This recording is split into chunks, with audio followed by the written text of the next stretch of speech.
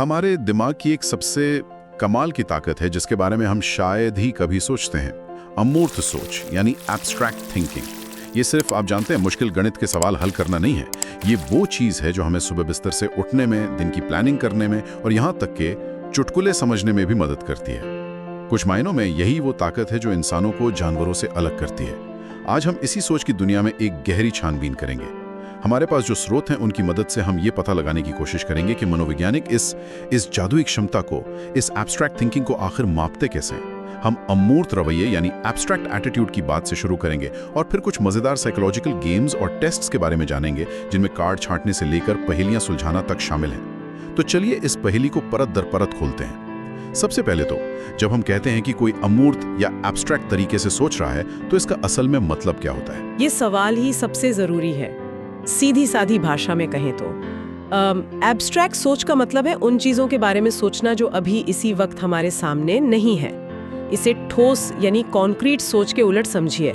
ठोस सोच का मतलब है मेरे हाथ में एक लाल सेब है, बस बात खत्म। लेकिन अमूर्त सोच है यह सेब सेहत के लिए अच्छा है, या इसे न्यूटन के सिर पर भी गिरते हुए दिखाया जाता है।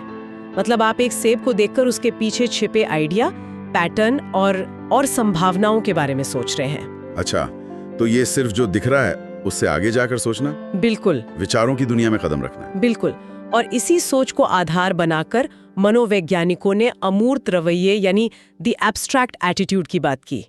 इसे कर्ट गोल्डस्टीन और मार्टिन शीरर ने बहुत अच्छे से समझाया है। उन्होंने ऐसी सोच की कुछ खासियतें बताई हैं। जैसे एक खासियत है खुद को किसी भी स्थिति से या अपनी भावनाओं से एक कदम पीछे हटाकर देख पाने की काबिलियत। मतलब अपनी फीलिंग्स को साइड में रखकर सोचना कि ठीक है मुझे गुस्सा आ रहा है लेकिन असल में यहाँ हो क्या रहा है। एकदम यही एक और खासियत है, एक ही चीज को अलग अलग नजरियों से देख पाना और जरूरत पड़ने पर अपना नजरिया बदल भी लेना। और शायद सबसे दिलचस्प खासियत है संभावना के बारे में सोचना, यानी व्हाट इफ वाला रवैया। What if? हाँ। ऐसी चीजों के बारे में सोचना जो अभी मौजूद नहीं है लेकिन हो सकती हैं। हमारी सारी प्लानिंग, सारे सपने इसी व्हाट इफ पर टिके हैं। ये सुनने में बहुत कमाल का लगता है लेकिन यहीं पर मेरा दिमाग अटक जाता है। अगर ये एक रवैया है तो कोई इसे मापता कैसे है? ये किसी का वजन या कद नापने जैसा तो है नहीं, ये तो बहुत ही सब्जेक्टिव लगता है। आप किसी की संभावना के बारे में सोचने की क्षमता को नंबर कैसे दे सकते हैं? आपका सवाल बिल्कुल सही जगह पर है। इसे सीधे सीधे मापना मुमकिन नहीं है, इसलिए ये परीक्षण किसी की सोच के तरीके मतलब थिंकिंग प्रोसेस को देखते हैं। ये इस आइडिया पर बने हैं कि जब कोई दिमागी या भावनात्मक रूप से परेशान होता है तो उसकी एब्स्ट्रैक्ट तरीके से सोचने की क्षमता पर असर पड़ता है। ये टेस्ट बस यही देखते हैं कि ये क्षमता कितनी मजबूत है। कुछ टेस्ट तो बड़े सिंपल होते हैं, जैसे कागज पेंसिल वाले, जिनमें कहावतें पूछी जाती हैं। कहावतें वो कैसे काम करती हैं? एक क्लासिक उदाहरण जो इन स्रोतों में दिया गया है वो है अकेला चना भाड़ नहीं फोड़ सकता। अब इस कहावत को समझाने के लिए आपको इसके शब्दों के मतलब से आगे जाना होगा। आपको समझना होगा कि ये एक मिसाल है और इसका असली मतलब है कि कोई एक इंसान अकेले बहुत बड़ा बदलाव नहीं ला सकता। ये शाब्दिक अर्थ से हटकर छुपे हुए मतलब को समझने की काबिलियत का एक सीधा टेस्ट है। एक मिनट, लेकिन क्या ये टेस्ट भाषा और संस्कृति पर बहुत ज्यादा निर्भर नहीं करता? हो सकता है कोई एब्स्ट्रैक्ट सोच में बहुत अच्छा हो लेकिन अगर उसे वो कहावत ही नहीं पता तो वो तो फेल हो जाएगा। क्या ये कमी नहीं है? ये एक बहुत ही शानदार मुद्दा है और आप बिल्कुल सही हैं। यही वजह है कि मनोवैज्ञानिकों ने ऐसे टेस्ट्स भी बनाए जो भाषा पर बिल्कुल निर्भर नहीं करते हैं। उन्हें परफॉर्मेंस टेस्ट्स या आम भाषा में सॉर्टिंग टेस्ट्स कहा जाता है। इनमें रंगीन ब्लॉक्स, ज्यामितीय आकार या अलग-अलग तरह की चीजों का इस्तेमाल होता है। और यहाँ रिसर्च एक खास बात पर जोर देती है। इन सॉर्टिंग टेस्ट्स के दो मुख्य प्रकार हैं और दोनों में जमीन आसमान का फर्क है। अच्छा, तो अगर शब्दों का खेल नहीं है तो फिर क्या है? दिमागी पहेलियां? चलिए इसे समझते हैं। आप इसे पहेलियां ही समझ सकते हैं। पहला प्रकार है अवधारणा निर्माण, कॉन्सेप्ट फॉर्मेशन। इसे ऐसे समझिए कि आप एक कलाकार हैं और आपको एक नया स्टाइल बनाना है। आपको कुछ चीजें दी जाती हैं और कहा जाता है कि इन्हें किसी भी आधार पर समूहों में बांटो। इसका एक क्लासिक उदाहरण है गोल्डस्टीन शीरर टेस्ट। इसमें आपको अलग अलग आकार और रंग की चीजें दी जाती हैं। आप उन्हें शायद रंग के हिसाब से बांट देते हैं, सारे लाल एक तरफ, सारे नीले एक तरफ। ठीक है, ये तो आसान लगता है। लेकिन ट्विस्ट अब आता है। जैसे ही आप ये कर लेते हैं, परीक्षक कहता है बहुत बढ़िया, अब इन सबको तोड़ो और किसी बिल्कुल नए तरीके से बांटो। शायद अब आप उन्हें आकार के हिसाब से बांटें, सारे गोल एक तरफ, सारे चौकोर एक तरफ। ये आपकी दिमागी लचक यानी कॉग्निटिव फ्लेक्सिबिलिटी को मापता है। क्या आप अपने पहले बनाए हुए नियम को छोड़कर नया नियम अपना सकते हैं? मतलब ये हमारी सोच की जिद को भी मापता है कि हम एक ही तरीके से सोचने में फंस तो नहीं जाते। ये तो दिलचस्प है। और दूसरा प्रकार क्या है? दूसरा प्रकार है अवधारणा पहचान, ओके। Concept identification. यहाँ आप कलाकार नहीं बल्कि एक जासूस हैं। नियम पहले से मौजूद है, बस वो छिपा हुआ है, आपको उसे खोजना है। तो एक में आप नियम बना रहे हैं, दूसरे में आप नियम खोज रहे हैं। ये जासूस वाला काम ज्यादा मजेदार लग रहा है। क्या कुछ मशहूर टेस्ट इसी नियम खोजने वाली क्षमता पर आधारित है? हाँ, और ये बहुत ज्यादा इस्तेमाल होते हैं। एक है हॉलस्टेड कैटेगरी टेस्ट। इसमें आपको स्क्रीन पर कुछ पैटर्न दिखाए जाते हैं और आपके सामने 4 बटन्स होते हैं। आपको सही बटन दबाना होता है। अगर आप सही हैं तो एक मीठी डिंग की आवाज आती है, और अगर गलत तो एक कर्कश बज की। धीरे धीरे इस फीडबैक से आपको छिपा हुआ नियम पता लगाना होता है। जैसे नियम हो सकता है, हमेशा उस तस्वीर को चुनो जो बाकियों से अलग हो। मतलब गलतियां कर कर के सीखना। बिल्कुल। फिर एक और बहुत ही मशहूर टेस्ट है जिसका नाम आपने शायद सुना हो, Wisconsin card sorting test, WCST। इसमें आपके सामने रंगीन ज्यामितीय आकृतियों वाले कार्ड होते हैं। आपको उन कार्ड्स को 4 मुख्य कार्ड्स के नीचे रखना होता है। आपको बस ये बताया जाता है कि आपका चुनाव सही है या गलत। आपको खुद पता लगाना होता है कि छांटने का नियम क्या है, रंग, आकार या उन पर बनी आकृतियों की संख्या। और असली मजा तो तब आता जब परीक्षक नियम बदल देता है ना, बिना बताए। वही तो इस टेस्ट का सबसे मुश्किल हिस्सा है। जैसे ही आप लगातार 10 बार सही जवाब देते हैं, परीक्षक नियम बदल देता है। मान लीजिए आप रंग के हिसाब से कार्ड लगा रहे थे और सब सही हो रहा था, अचानक आपके जवाब गलत होने लगते हैं।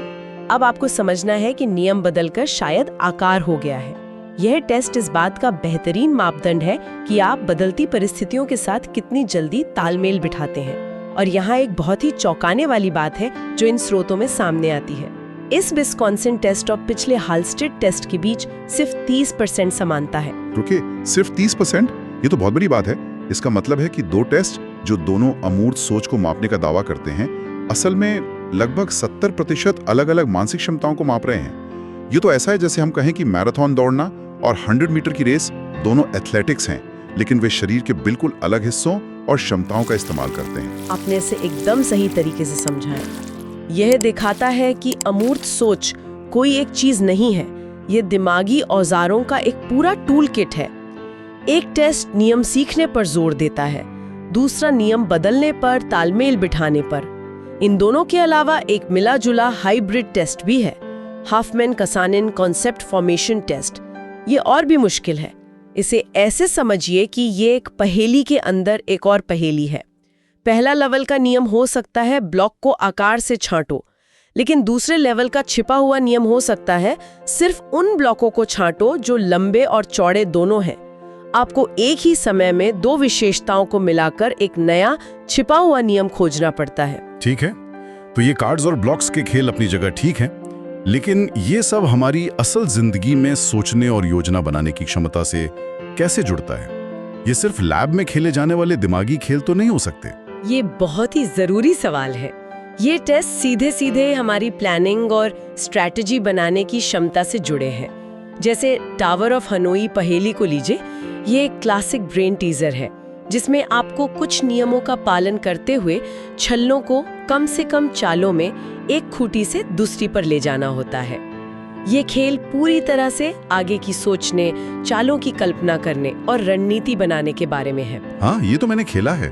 इसमें बिना सोचे समझे एक भी कदम नहीं उठा सकते। सही कहा। और ये एब्स्ट्रैक्ट प्लानिंग का एक शक्तिशाली मापदंड है, लेकिन इससे भी ज्यादा व्यवहारिक टेस्ट है, जैसे कि मल्टीपल एरेंड्स टेस्ट। इसमें किसी व्यक्ति को असल दुनिया के काम दिए जाते हैं, जैसे आपको किराने की दुकान जाकर ये 5 चीजें खरीदनी है, फिर पोस्ट ऑफिस से एक स्टैंप लेना है और बिल जमा करना है। और फिर ये देखा जाता है कि वो इन कामों को कितनी कुशलता से करता है। क्या वो सबसे अच्छा रास्ता चुनता है? क्या वो समय का सही इस्तेमाल करता है? ये असल जिंदगी में समस्या सुलझाने की क्षमता को सीधे सीधे मापता है। तो आप कह रहे हैं कि किराने की दुकान पर जाना भी एक मनोवैज्ञानिक परीक्षण हो सकता है? मुझे अब अपनी अगली शॉपिंग लिस्ट को लेकर थोड़ी घबराहट हो रही है, लेकिन इन परीक्षणों की कुछ सीमाएं भी तो होंगी। ये एकदम परफेक्ट तो नहीं हो सकते। बिल्कुल नहीं, और स्रोत कुछ जरूरी सीमाओं पर रोशनी डालते हैं। पहली बात, ये टेस्ट मूल रूप से दिमागी चोट के मरीजों के लिए बनाए गए थे, इसलिए हो सकता है कि ये आम लोगों के लिए, खासकर जो बहुत तेज दिमाग वाले हैं, ज्यादा चुनौतीपूर्ण ना हो। वे आसानी से सीलिंग इफेक्ट तक पहुंच सकते हैं, यानी सारे जवाब सही दे देंगे। दूसरी बात, अभ्यास का इन पर बहुत असर पड़ता है। अगर किसी ने एक बार विस्कॉन्सिन कार्ड सॉर्टिंग टेस्ट कर लिया है तो अगली बार वो बेहतर प्रदर्शन करेगा, क्योंकि उसे पता है कि नियम बदलेगा। और अलग-अलग संस्कृति के लोगों पर ये कैसे काम करते हैं? इन्हें काफी हद तक कल्चर फेयर माना जाता है, क्योंकि इनमें ज्यामितीय आकृतियों जैसी चीजों का इस्तेमाल होता है जो किसी खास संस्कृति से नहीं जुड़ी होती। लेकिन हाँ, निर्देशों का सही अनुवाद जरूरी है। और एक बहुत बड़ी सीमा जो स्रोत भी बताते हैं वो ये है कि जिन लोगों को देखने, सुनने या शारीरिक रूप से कोई गंभीर अक्षमता है, उनके लिए इन टेस्ट के स्टैंडर्डाइज्ड वर्जन की कमी है। ये इस क्षेत्र की एक बड़ी चुनौती है। तो आज की हमारी बातचीत को देखें तो हमने अमूर्त सोच की एक बड़ी दिलचस्प यात्रा की है। हमने ये समझने से शुरुआत की कि ये क्षमता हमें इंसान के तौर पर क्या बनाती है, फिर अमूर्त रवैये की खासियतों को जाना, और आखिर में उन अलग अलग तरीकों को देखा जिनसे मनोवैज्ञानिक इसे मापने की कोशिश करते हैं, चाहे वो कार्ड छांटना हो या किराने की दुकान की यात्रा की योजना बनाना। हाँ, और अंत में हमें गोल्डस्टीन और शीरेर की उस एक बात पर वापस आना चाहिए, संभावित के प्रति दृष्टिकोण, एटीट्यूड टुवर्ड द पॉसिबल। ये उस चीज या विचार के बारे में सोचने की क्षमता है जो उस पल में भौतिक रूप से मौजूद नहीं है, यानी जो हो सकता है उसके बारे में सोचना। बिल्कुल। और यहीं से हमारे सुनने वालों के लिए एक सोचने वाली बात निकलती है।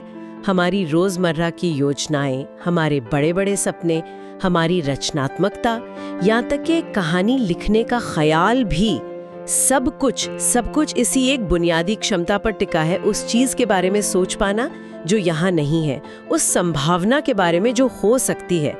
तो जब मनोवैज्ञानिक इन क्षमताओं को मापते हैं तो क्या वो एक तरह से इंसानी तरक्की और कल्पना की नींव को ही नहीं माप रहे होते?